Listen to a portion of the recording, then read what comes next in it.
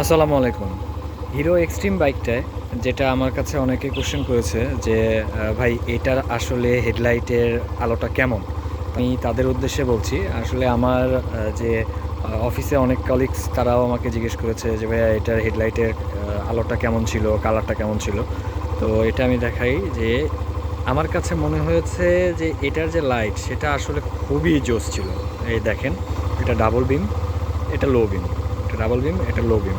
তার মানে ডাবল বিমে যদি এটা দেখা যায় যে তাহলে সামনের যতটুকু আছে সব একবারে সুস্পষ্ট দেখা যাচ্ছে।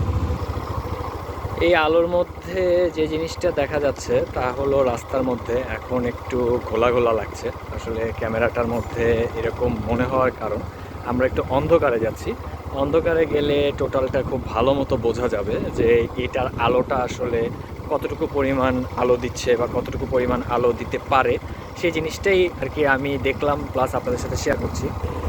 এই যে দেখুন, আমি অন্ধকারে চলে আসছি। অন্ধকারের এখানে যে আলোটা এক্সট্রিম বাইকের, তো এই আলোটা এখানে এরকম অন্ধকারে, আর এটা যদি লো লাইটটা থেকে হাই লাইটটা দেওয়া হয়, দেখেন সামনের পুরোটাই কিন্তু একবারে ক্লিয়ার দেখা যাচ্ছে।